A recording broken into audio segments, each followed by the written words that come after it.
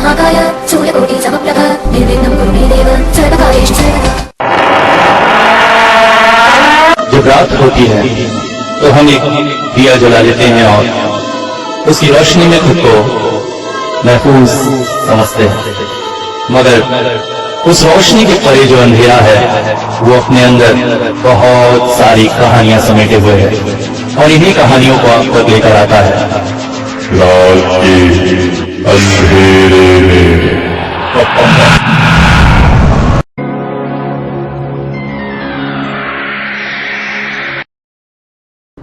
जय जय जय गिरम बोलो जय गिरम। ट्रेन के कंपार्टमेंट में चाय वाला हाथ लगाता हुआ गुजर रहा था। अचानक मिस्टर लाहिरी को चाय पीने की इच्छा जाग उठी। पत्नी से बोले, ए चाय पियोगी?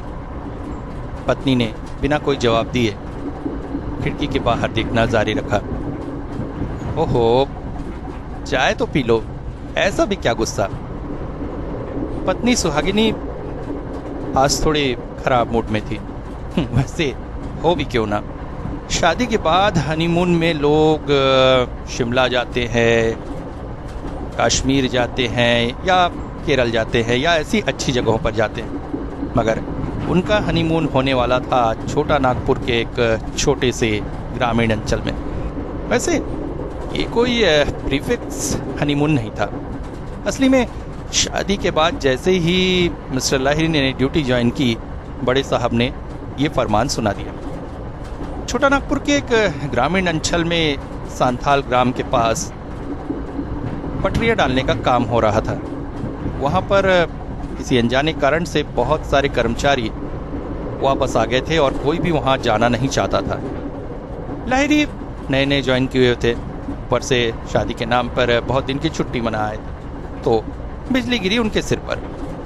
बड़े साहब ने कहा, अरे लाहिरी जाकर काम देखो, वैसे कोई बड़ा काम नहीं है, अच्छा खासा सरकारी रेस्ट हाउस में रहना, अच्छा खाना पीना और बीच बीच में जाकर काम दिखाना, ऊपर से शांत सौम्य ग्रामीण अंचल, एक तरह से हनीमून हो जाएगा तुम्हारा।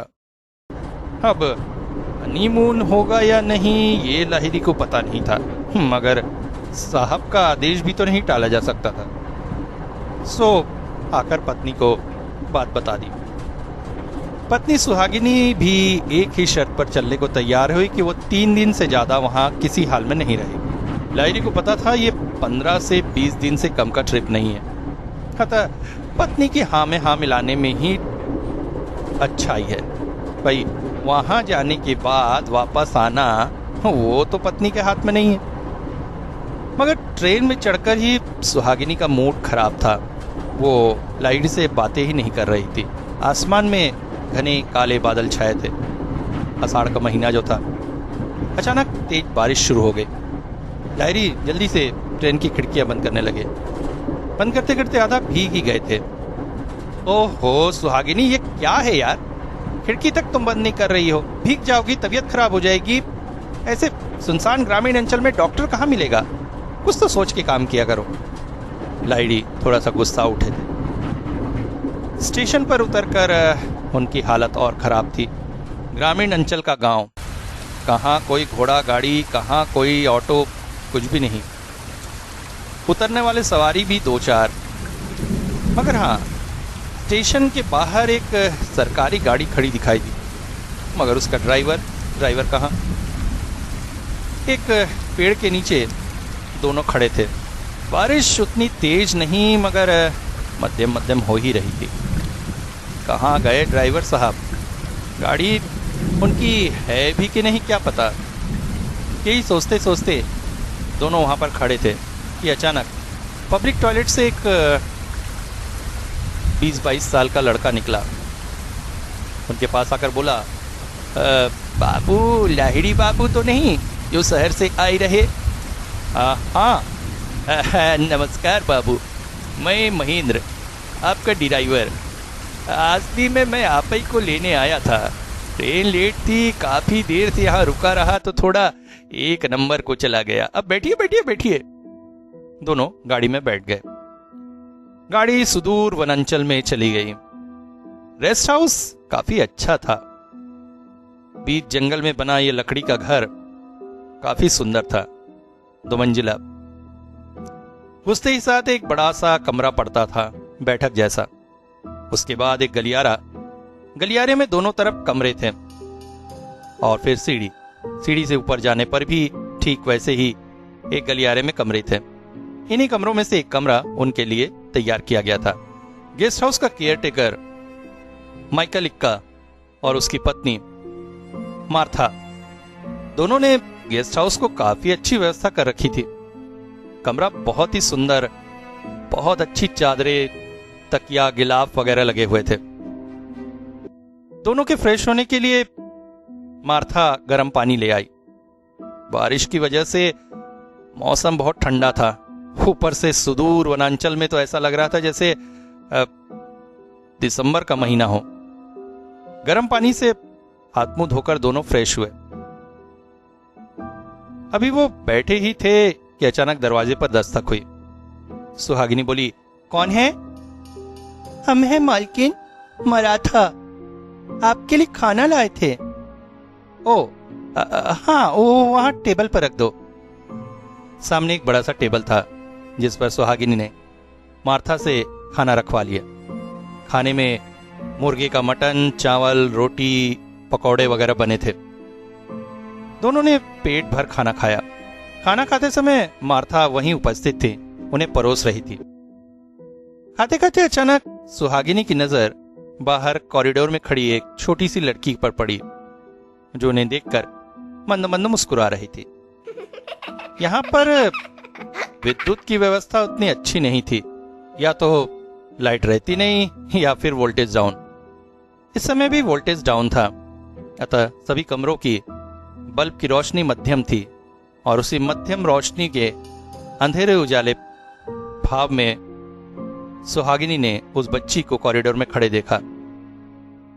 वो मार्था से बोली, वो क्या तुम्हारी बेटी है? अरे अंदर बुलाओ उसे। सुहागिनी को बच्चों से बहुत प्यार था, मगर ये बात सुनते ही जैसे मार्था के चेहरे का रंग उड़ गया। नहीं नहीं मेम साहब, हमार कोई बेटी नहीं। आश्चर्य से भर उठी सुहागिनी। बाहर वो बच्ची तो खड़ी है, फिर मार्था से क्यों कह रही है? तभी उसे लगा जैसे वो बच्ची हंसती खिलखिलाती सीढ़ियों से नीचे उतर गई। आश्चर्य से भर उठी सुहागिनी। मार्था अपनी बच्ची से उसे मिलने क्यों नहीं देना चाहती? थकावट की वजह से खा पी कर दोनों सो गए। रात का गहरा सन्नाटा छाया हुआ था। बाहर छुटपुट बारिश हो रही थी। थोड़ी देर पहले हुई तेज बारिश से पानी की बूंदें पेड़ पौधों की पत्तियों से जमीन पर टपक रही थी। झींगरों का कलरव चारों ओर फैला था। गहरी नींद के बाद अचानक ही सुहागिनी की नींद टूटी। पानी पीने के लिए उठी तो उसे महसूस हुआ जैसे नीचे मार्था किसी बच्ची के साथ खेल रही है। आश्चर्य! तब तो उसने कहा था उसकी कोई बच्ची नहीं है, फिर वो किस बच्ची के साथ खेल रही है? मार्था और उस बच्ची की हंसियां नीचे से गूंज रही थी। जंगल के इस वीराने में आवाज और स्पष्ट हो रही थी। चौंक पड़ी थी सुहागिनी। धीरे से लाहिरी को जगाकर बोली, हे सुनो ना, उठो। थकान की वजह से गहरी नींद सो रहे लाहिरी ने चिढ़ते हुए कहा, क्या हुआ? देखो देखो, मार्था कैसे अपनी बेटी के साथ खेल रही है, और तब मैंने पूछा था तो कहा उसकी कोई बेटी नहीं है। अरे होगी उनकी कोई बात, अपनी बेटी से हमें मिलाना नहीं चाहते। उन लोग को बहुत बातें रहती है, बाहर के लोगों को पसंद नहीं करते, बड़े अंधविश्वासी टाइप के होते हैं। तुम सो जाओ यार, मुझे भी सोने दो। अगली सुबह थकान की वजह से लाहिरी देर तक सोते रहे। अंत में 8:30 बजे नींद खुली तो चीख पड़े अपनी पत्नी पर, अरे ये क्या, 8:30 बज गए तो तुमने मुझे उठाया क्यों नहीं? कब से उठा रही हो तुम्हें, तुम तो उठने का नाम ही नहीं ले रहे हो। ओफो! दोनों के बीच एक छोटी सी तीखी झड़प हो गई। लाहिरी तैयार होकर नीचे आए तो देखा नाश्ते की टेबल पर गर्मा गर्म नाश्ता रखा था। दोनों ने नाश्ता किया। तभी महेंद्र सिंह गाड़ी लेकर आ गया। लाहिरी गाड़ी में बैठकर साइट की तरफ निकल पड़े। साइट में पहुंचकर देखा सारे मजदूर बैठे हुए थे, काम बंद था। साइट के मुखिया ढोलू से बात करने पर उसने कहा, साहिब ये मजदूर लोग काम नहीं कर कहते, वो तरफ अच्छा जगह नहीं, वो को कपाल खेकी का जंगल कहते हैं, उधर बड़े अजीब अजीब जीव है, वहां जाने से हम लोग डरते हैं साहब, मजदूर उधर जाकर काम नहीं करेंगे। अरे काम नहीं करेंगे मतलब? ये क्या अंधविश्वास की बातें हैं? जंगल में ऐसा क्या है? और काम जब लिया है तुमने ठेके पर, काम तो करना पड़ेगा, इस तरह से काम बंद नहीं कर सकते तुम। साहब हम का करीब, कोई उधर जाने को तैयार ही नहीं है। ओहो, ये तो बड़ी मुसीबत हो गई, लाहिरी ने सोचा। ये क्या बात हुई? लोगों में उधर के बारे में कुछ अंधविश्वास फैला है तो काम रोक देंगे। तुरंत ही उन्हें शहर जाकर बड़े बाबू को इत्तला करनी थी। महेंद्र सिंह से कहा, शहर की तरफ गाड़ी ले चलो। पास ही में एक छोटा शहर पड़ता था जहां पर फोन वगैरह की व्यवस्था थी। इस सुदूर वनांचल में फोन कहां? गाड़ी पास ही के एक जंगल से गुजरने लगी, मगर आश्चर्यजनक रूप से जंगल का यह हिस्सा थोड़ा अजीब सा था। इससे पहले वाले हिस्से में जहां पर काम हो रहा था, वहां पर पशु पक्षियों का कलरव से पूरा वातावरण गूंज रहा था, मगर जंगल के इस हिस्से में अजीब सी निःशब्दता फैली थी। अचानक गाड़ी चलते चलते तेज आवाज करके रुक गई। महेंद्र सिंह नीचे उतरा, बोनट खोलकर बोला, साहब 10 मिनट लगेगा, आप बैठे रहिए। मगर गाड़ी में इस तरह बेवकूफ की तरह बैठना लाहिरी को अच्छा नहीं लगा। वो उतरकर आसपास का जंगल घूमकर देखने लगा। महेंद्र सिंह फिर बोला, साहब ज्यादा दूर मत जाइएगा, यहाँ के जगह ठीक नहीं है। तुम लोगों के अंधविश्वास, कहकर लाहिरी आसपास घूमने लगे। घूमते घूमते अचानक दूर एक पेड़ के पास उन्हें एक बूढ़ा खड़ा दिखाई दिया। लाठी टेके, कमर उसकी पूरी झुक चुकी थी। इस वीरान जंगल में यह व्यक्ति क्या कर रहा है, सोचकर जैसे ही थोड़ा सा उसके पास गए, उनके कदम ठिठक कर रुक गए। उस आदमी के कपड़े पूरी तरह से मैले कुचेले थे, जैसे कई महीनों से धोए न गए हों। शरीर से भी बदबू आ रही थी, जैसे लंबे समय से उसने स्नान न किया हो। उन्हें देखते ही वो एक अजीब सी हंसी हंस पड़ा। कपाल कपाल का फूटी किस्मत लेके जा, मन मांगी मुराद पूरी कर जा, कपाल के जल्दी आ। बाबा कौन है आप? अचानक लाहिरी के पीछे किसी चीज की आवाज से वो चौंक कर पीछे मुड़े, मगर पीछे तो कुछ भी नहीं था। और अगले ही पल जैसे ही उस बूढ़े के खड़े पेड़ की तरफ उन्होंने देखा, वहां कोई नहीं था। ये क्या हुआ? मगर अगले ही पल फिर से उन्हें चौंकने की बारी थी। अनजाने में ही वो जंगल में बहुत अंदर निकल आए थे। गाड़ी, तेज कदमों से वो चलते हुए गाड़ी ढूंढने लगे, मगर ये क्या, गाड़ी तो कहीं भी नहीं दिख रही थी। किसी तरह से जंगल झाड़ियों को हटाते हुए वे तेज कदमों से इधर उधर टहलने लगे। टहलते टहलते उन्हें बार बार एहसास हो रहा था जैसे कोई उनके पीछे है, उनका पीछा कर रहा है। मगर कई बार मुड़कर देखने पर भी उन्हें कोई नहीं दिखा था। पसीने से भर चुके थे लाहिरी। ये क्या मूर्खता कर दी उन्होंने, कहां आ गए जंगल में। मगर तभी एक झाड़ी हटाते ही उन्हें दूर उनकी जीप खड़ी दिखाई दी। तेज कदमों से उतर के दौड़ पड़े। जीप के पास पहुंचे ही थे कि महेंद्र बोला, बाबू कहाँ चले गई रहे, हम आपको ढूंढत रहा। कहीं नहीं, चलो। शहर का काम निपटाकर जब डाक बंगले में वो लौटे तो यहां कुछ और ही घटना घट चुकी थी। रात में मार्था को उसकी बेटी के साथ खेलते देखकर सुहागिनी ने मनी मन विचार किया कि वो चुपके से मार्था के पास जाएगी और पता लगाएगी कि उसकी बेटी की राज क्या है। आज उनके खाने के लिए शाम को मटन बनना था। मटन वहां से काफी दूर एक बड़े गांव में मिलता था। माइकल उसे लेने के लिए ही गया हुआ था। मार्था इस वक्त दोपहर के खाने की तैयारी कर रही थी। देसी मुर्गी के मांस में मसाले मल रही थी। सुहागिनी को आते देखकर चौंक पड़ी। मेम साहब का हुए, आप यहाँ कछु चाहिए? अरे नहीं, मैं तो बस खाली थी तो सोचा तुमसे बातें कर लूं। वो बैठकर मार्था से बातें करने लगी। इधर उधर की बातें करते करते अचानक उसने फिर से मार्था की बच्ची के बारे में पूछ लिया। का कहती हो मेम साहब? हम तो कहे ना हमारी कोई बच्ची नहीं। देखो तुम क्यों अपनी बच्ची को मुझसे छुपा रही हो मुझे पता नहीं, मगर कल रात को मैंने तुम्हें उसके साथ खेलते हुए सुना था।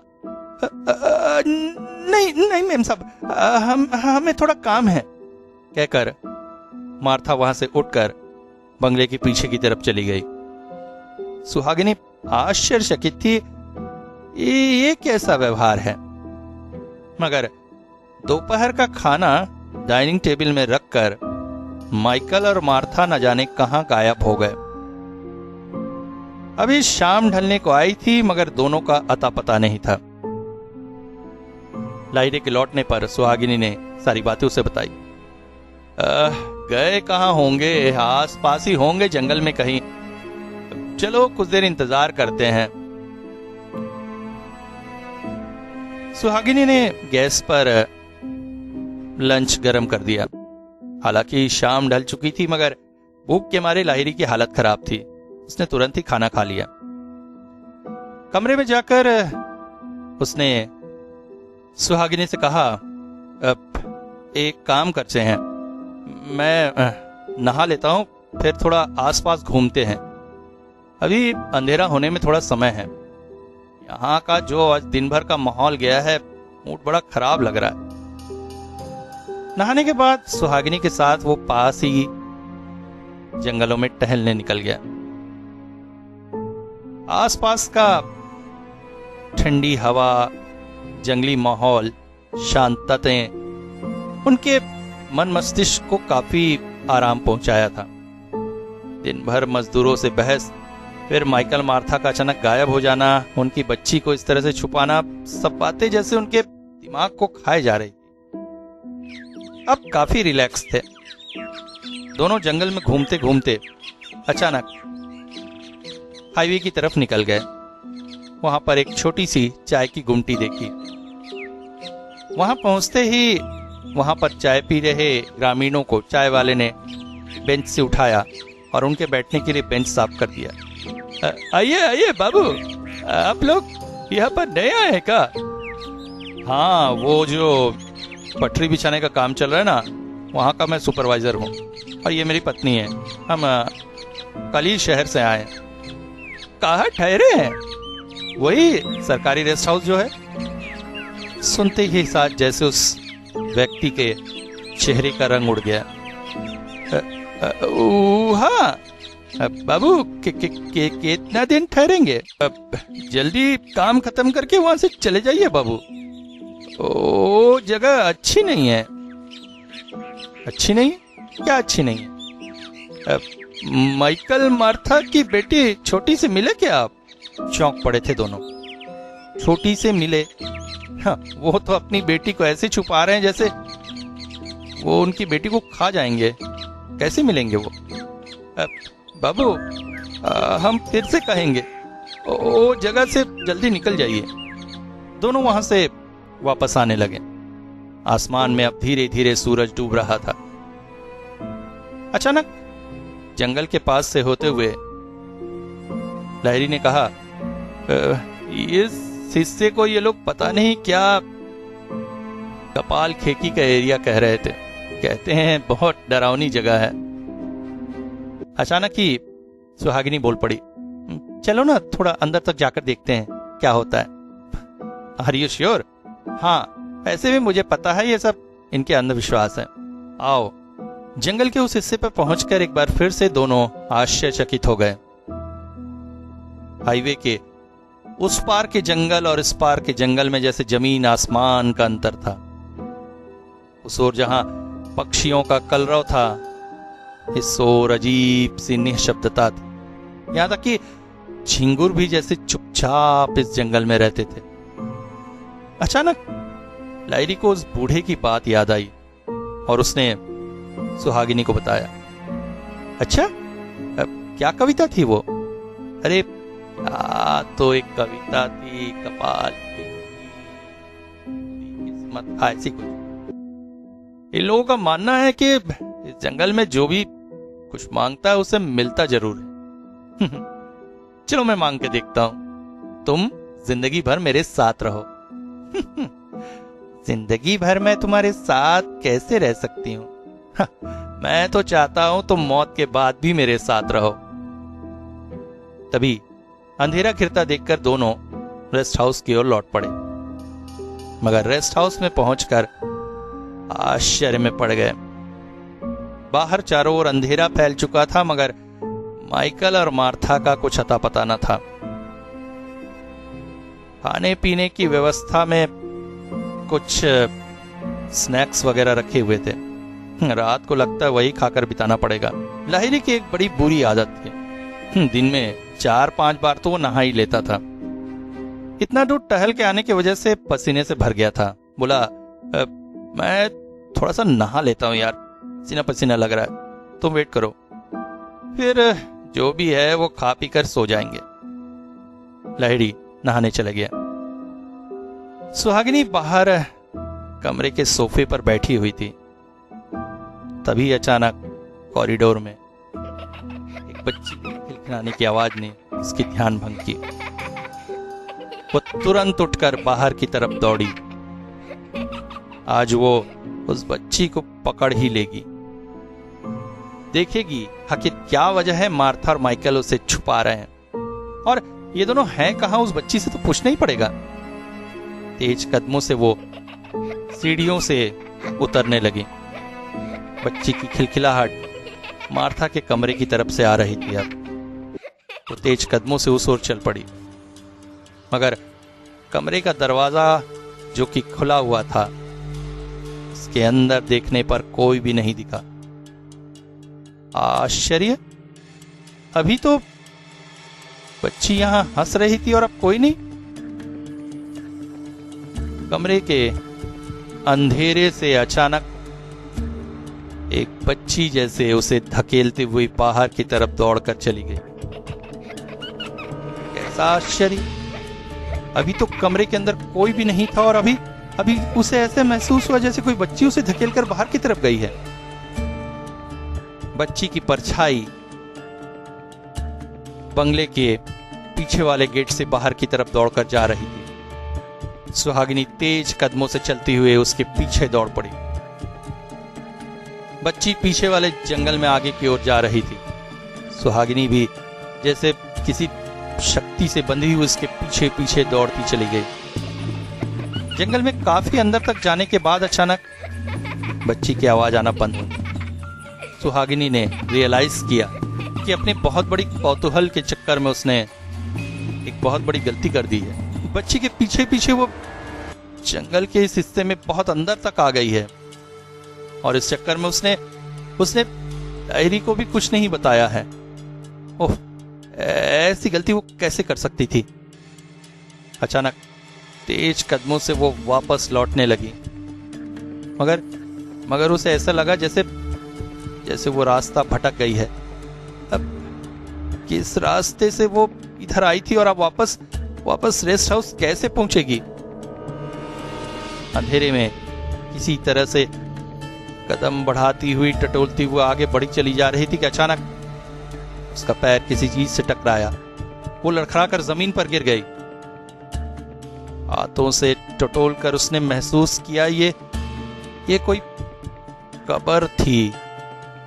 कब्र पर एक पत्थर भी लगा था, मगर अंधेरे में उसके नामों को पढ़ने में असमर्थ थी। हड़बड़ाकर वो उठ गई। तेज कदमों से रास्ता ढूंढती हुई आगे बढ़ी रही थी कि थोड़ी ही दूरी पर वो बच्ची खड़ी हुई थी। उसने एक फ्रॉक पहना हुआ था और तभी उसे लगा जैसे उसके पास ही कोई और चीज भी है, मगर क्या? अंधेरे में कुछ समझ में नहीं आ रहा था। तभी सुहागिनी ने रियलाइज किया कि आज मौसम बेहद ठंडा है। उसने भी 2 स्वेटर पहन रखा है, मगर वो लड़की एक पतला सा फ्रॉक पहने उसके सामने खड़ी थी और उसे जैसे ठंड ही नहीं लग रही थी। मगर तभी उसकी आंखों ने जो देखा, उसे देखकर वो चौंक पड़ी थी और उसके मुंह से एक चीख सी निकल गई, क्योंकि जमीन पर एक लोमड़ी का शरीर पड़ा हुआ था, जिसके शरीर को आधा खाया गया था और उस लड़की के होंठों पर लगा था खून। सवेरे नींद खुलने पर लाहिरी ने देखा उसकी पत्नी पास में बिस्तर पर नहीं थी। घड़ी में सुबह के 7 बजे थे। अभी यहाँ की ठंड की वजह से चारों ओर कोहरा फैला हुआ था, मगर इतनी सुबह उसकी पत्नी कहाँ चली गई? नीचे है क्या? उठकर वो उसे ढूंढने नीचे गया, मगर नीचे भी वो नहीं थी। रात से उसका व्यवहार कुछ अजीब सा है। रात को जब वो बाथरूम में नहा रहा था, तब अचानक उसकी पत्नी की चीख सुनी थी। शरीर पोंछकर जब वो कपड़े पहन जल्दी जल्दी नीचे आया तो देखा पत्नी बंगले के पीछे वाले गेट से अंदर आ रही थी। उसकी चाल कुछ अजीब सी थी। ऊपर आकर खिड़की के पास आकर खड़ी हो गई। बातचीत करना काफी कम कर दिया था उसने। रात को खाने में वही स्नैक्स थे। उसने जब पत्नी से पूछा तो सुहागिनी ने भूख नहीं है कह दिया।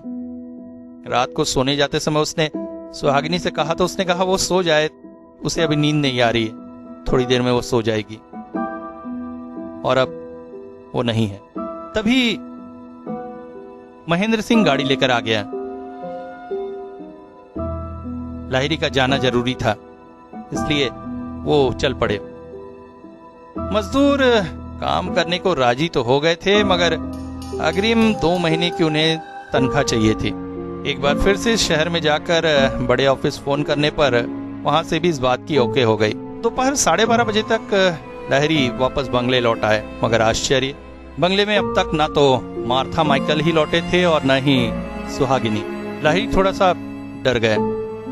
महेंद्र के कहने पर दोनों पास ही के थाने पहुंच गए। थाने में सारी बातें बताने पर वहां के बड़े बाबू ने तुरंत ही टीम भेजी जंगल में खोजबीन करने के लिए, मगर उन्हें जंगल में सिर्फ एक लोमड़ी की अधखाई लाश के अलावा कुछ भी नहीं मिला। उन्होंने कहा वो जल्द ही इस बात का कुछ न कुछ समाधान अवश्य करेंगे। पुलिस पार्टी तेजी से हर तरफ सर्चिंग कर रही थी। लाहिरी वापस रेस्ट हाउस लौट आए। शाम ढल चुकी थी। उन्होंने महेंद्र को उस रात वहीं रोक लिया। ऐसी टेंशन की हालत में जंगल में बने बंगले में अकेले रह पाना उनके लिए संभव नहीं था। और वैसे भी महेंद्र रहता तो गाड़ी भी रहती। रात बेरात अगर कहीं कुछ जाने की जरूरत पड़ गई तो अगली सुबह एक पुलिस कांस्टेबल उनके पास आया। बताया बड़े बाबू ने उन्हें तुरंत बुलाया। थाने पहुंचने पर पता चला, अरे साहब आइए आइए, देखिए हम तो आपका पाइप को ढूंढने के लिए गए थे। यहाँ तो एक और केस सामने आ गया, वो भी मर्डर केस। अरे आपके बंगले का जो केयर टेकर था ना माइकल, उसके गांव में उसकी बीबी की लाश मिली है।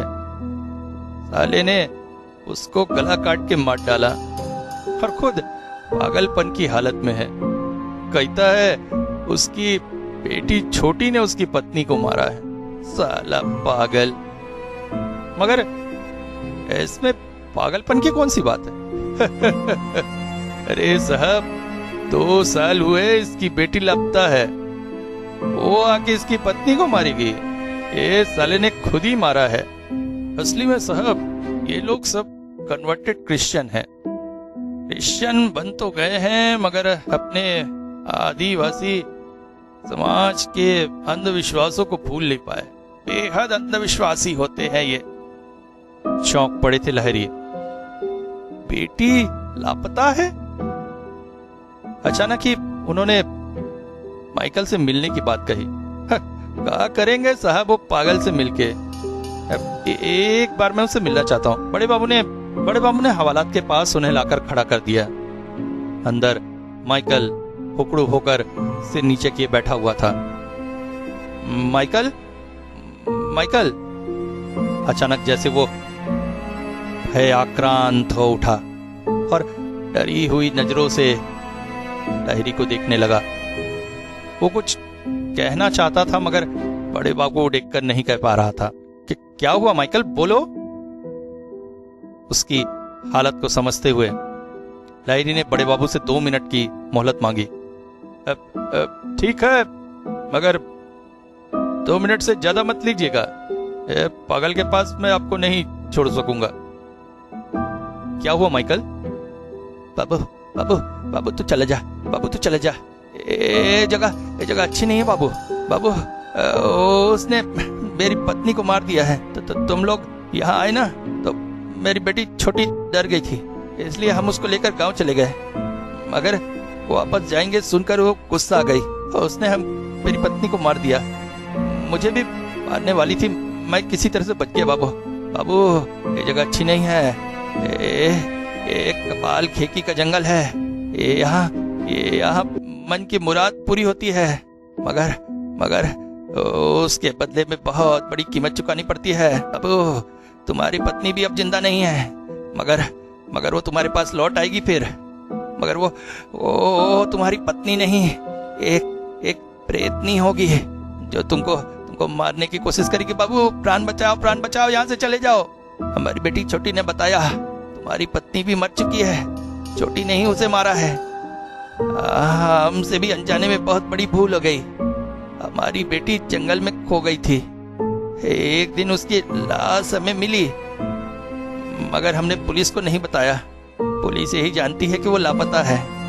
हमने कपाल खेती से उसे फिर से जिंदा कर देने के लिए कहा था।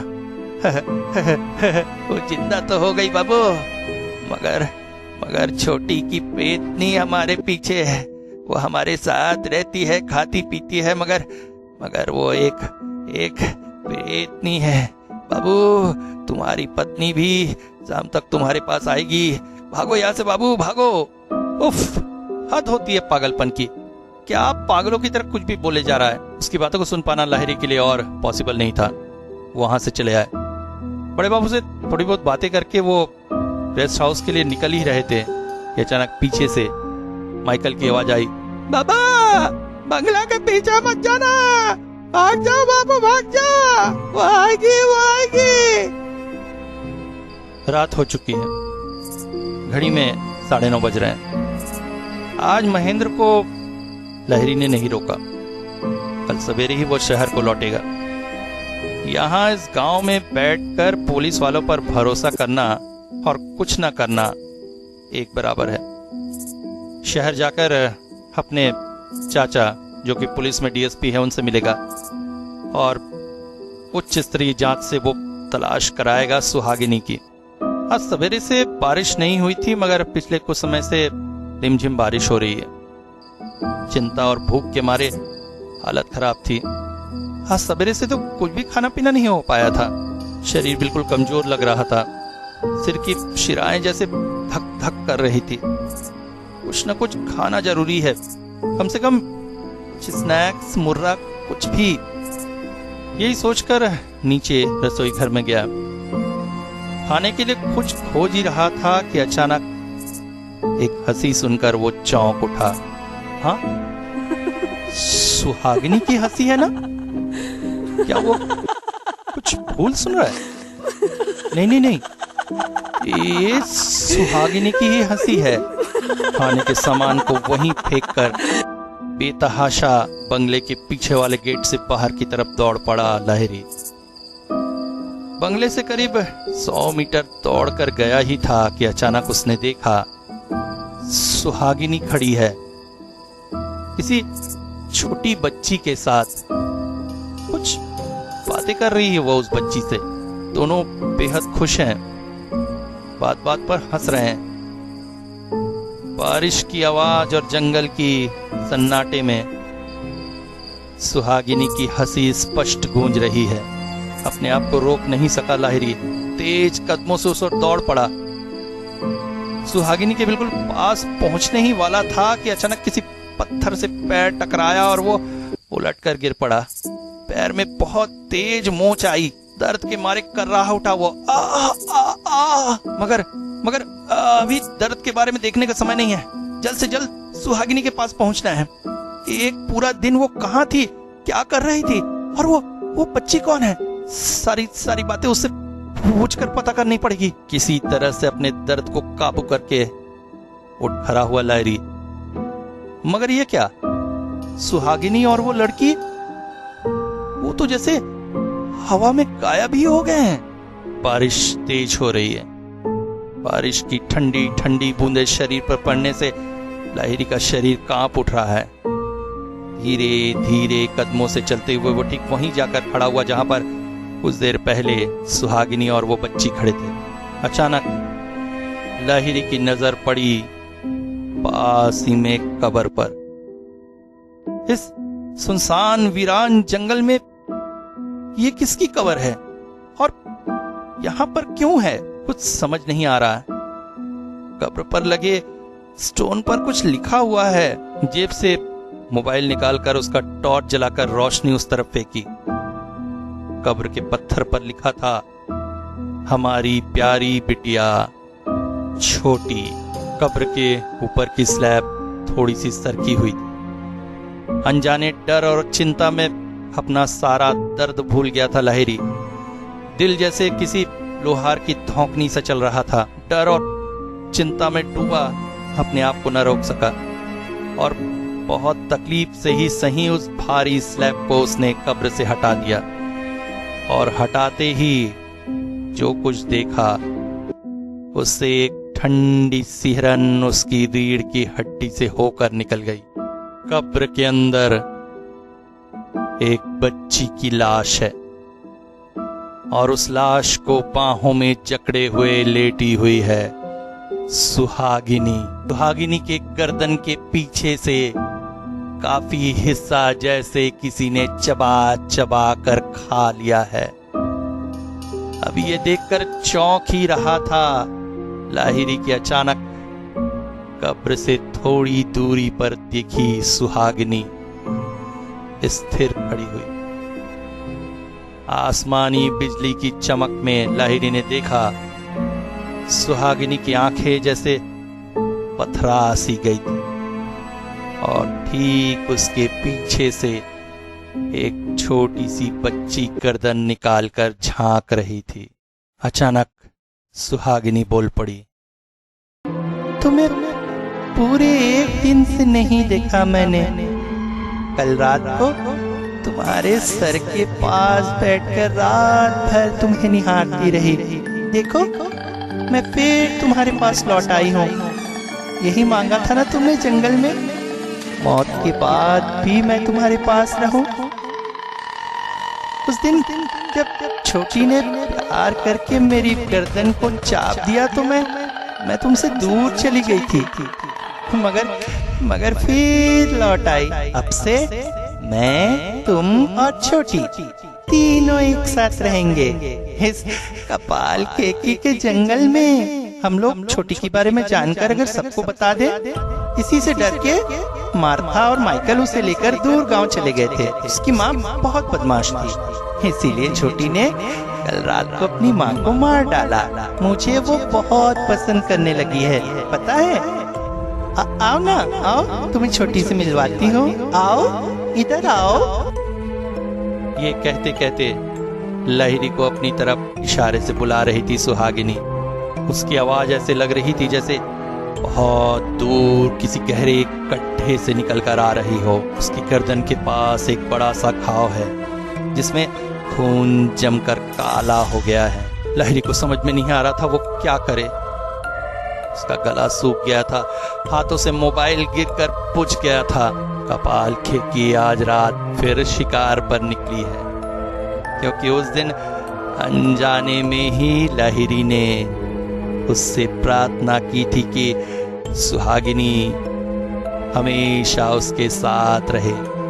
मौत के बाद भी दूर जंगल में कहीं उस बूढ़े की आवाज गूंज रही थी।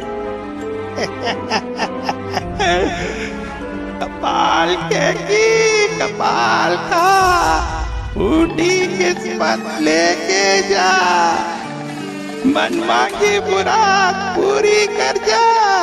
कपाल के जल्दी आ।